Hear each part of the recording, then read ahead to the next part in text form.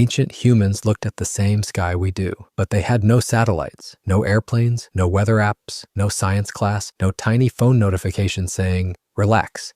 That terrifying fireball is just a meteor." So imagine standing outside thousands of years ago. The night is dark, the fire is low, everyone is quiet, and suddenly, something bright tears across the sky. No engine, no explanation, just fire moving above your head. What would you think you had seen? A spirit? A warning? A god? A visitor? Or maybe aliens? That question is still popular today, and honestly, it is easy to understand why. Because the ancient sky could be terrifying. A meteor could look like fire falling from heaven. A comet could hang above the world like a strange warning. An eclipse could make the sun disappear in the middle of the day. An aurora could make the night sky move in colors. Today, we have names for these things. We have diagrams, we have scientists, we have people online explaining them incorrectly with complete confidence. But without modern astronomy, these events would not feel ordinary. They would feel powerful. Imagine the sun going dark without warning. Birds quiet down. The air changes. The light turns strange. For a few minutes, the world feels broken. Today, we know the moon can pass between Earth and the sun, but ancient people did not need that explanation for the event to matter. They still saw it, they still felt it, and they still had to fit it into their world. That does not make them primitive, it makes them human. Because even now, with cameras, satellites, telescopes, and science education, people still look at strange lights in the sky and say, "What was that?" So maybe the better question is not just whether ancient humans saw aliens. Maybe the better question is, why do modern people want aliens in the story so badly? Because many ancient alien ideas begin with one hidden assumption. Ancient people could not have understood much. They could not have watched the sky carefully. They could not have made strange art. They could not have built impressive things. So maybe, the theory says, someone else helped them.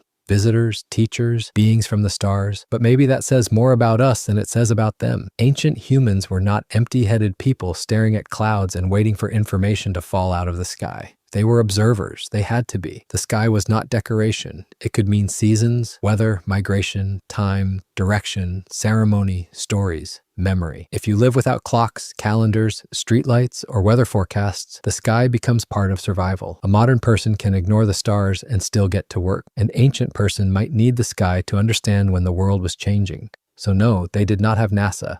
But they had patience, they had memory, they had generations of people looking up and noticing patterns. And that is a kind of intelligence we often forget to respect. Maybe ancient humans did not see aliens. Maybe they saw the sky more carefully than most of us ever do. And then there is ancient art. This is where alien theories get very excited. A carving has a strange round head. A figure has lines around its face. A cave painting shows something half human, half something else. Someone online looks at it for 3 seconds and says, "That is obviously an astronaut." And suddenly, a person from thousands of years ago has been dragged into a documentary with dramatic music. But there is a problem. Ancient art was not made for us. It was not made for people who grew up with sci-fi movies, space helmets, UFO posters, and little gray aliens already living in their imagination. When we look at old symbols, we bring modern ideas with us. A mask can look like a helmet. A ritual costume can look like a spacesuit. A strange head shape can look like an alien. A symbolic figure can look like a visitor from another planet. But that does not mean the artist was drawing aliens. It may mean we are using a modern brain to read an ancient world. Sometimes ancient art looks alien because we are the aliens looking at it. We are the ones from the wrong time. We are missing the language, the story, the ritual, the warning, the joke,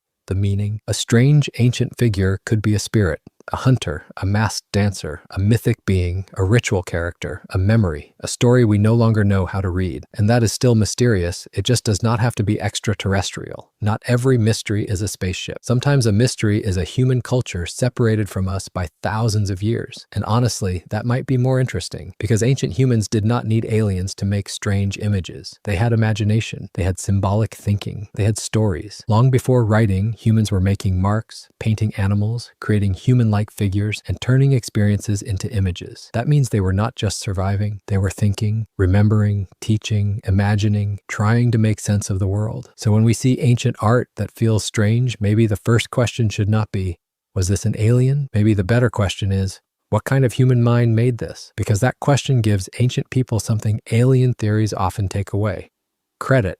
Now, alien theories are popular for a reason. They are fun, they are dramatic, they make the past feel like a mystery box, and some ancient things really are hard to understand. There are symbols we cannot fully explain, stories we only know in fragments, monuments that took massive organization, art that does not fit neatly into modern categories. But there is a big difference between saying, "We do not fully understand this," and saying, "Therefore, aliens." That jump is where the problem begins. Because when ancient people built something impressive, some people ask, how could they possibly do that? But the better question is usually, how much time, skill, cooperation, and knowledge did this require?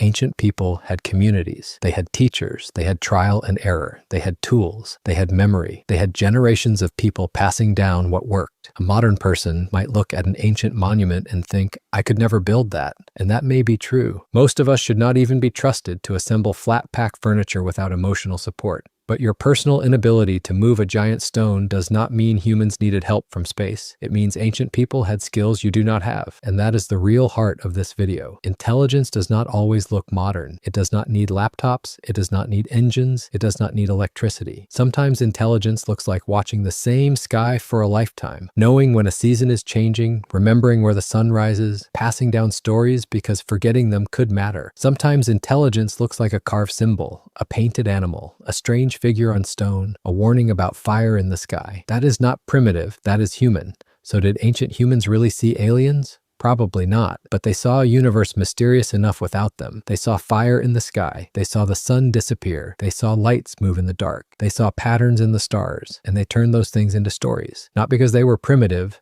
but because they were human. Maybe the real mystery is not whether ancient humans saw aliens. Maybe the real mystery is why modern humans keep forgetting how intelligent they were.